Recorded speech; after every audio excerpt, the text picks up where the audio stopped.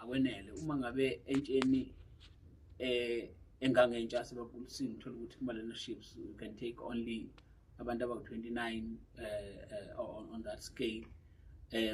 Kanti uthola ukuthi ama-application eniwatholayo aba-thousands and thousands. Ngakho-ke uma ngingakwazi ukubhekana namahlanzi nenkinga hhayi kuphela amathuba emisebenzi kodwa amakhono, ngoba siyafisa ukuba abantu basebaqulisini kakhulu zabasha bahlale beme esitobhini ukuze uma kufika ibhasi lentuthuko noma ibhasi lamathuba emisebenzi bakwazi ukungena babe nethikithi lokungena ebhasini. Ngoba enye inkinga esobhekana nazo ukuthi kube ngenxa yokuthi amathuba emisebenzi awasekho bese singabe sisawahlomisa intsha yethu ngamakhono ukuthi iqasheke uma kwenzeka kuvela amathuba emisebenzi. Ngakho-ke okwethu kuba si-approach ama-SETAs onke, sihlale nawo phansi sicele ukuba asilekelele ukuba ucijwe intsha yethu ukuze ithi ihlele ekhaya i-desperate injalo kodwa ihlale inamakhono. Kodwa kakhulu uma senza izinto ezifana no-career guidance sizama intsha yethu ukuyigqugqumezela ukuba yenze iy'fundo noma ithathe iy'fundo lezi ezizoyenza ibe namakhono okukwazi ukuthi uma ingakaqasheki kodwa ibikwazi ukukhukuluza yenze impilo.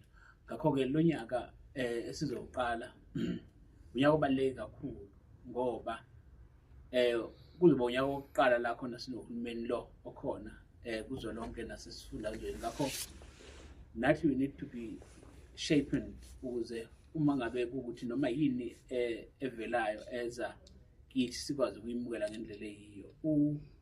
U-MEC okhethiwe wezokuthuthukiswa komnotho KwaZulu-Natal umfundisi uMusa Zondi ngenxa yamava akhe futhi njengomuntu osebenze kakhulu umuntu ongaphinde angene, sinethemba lokuthi uzokwazi njengesifundazwe ukuba asifundele abatshali imali ngoba niyakhumbula ukuthi abaqulusi babe neshwa eliyinhlahla lokuba babe nama-malls amaningi endaweni ngesikhathi esifishane kodwa ayixazulekile inkinga ye-buying power. Ngakho sisadinga ama-investors azofika azotshala imali ukwakha iy'mboni ukuze abantu basebenze, ukuze abantu bakwazi ukuhamba bayothenga kuma-malls. Sine-Princess Mkaba i-mall ezovulwa ngo-October, sine-Fried Plaza evuliwe ngoDisemba, sine-Mondlo Mall eqhubekayo. Onke lama-malls nama-developments angaka onke afuna ukuthi abantu beze nemali bazothenga, kanti akabikho amathuba emisebenzi enza abantu bahola imali ukuze bakwazi ukuya ema-malls bayothenga. Ngakho lesi sikhathi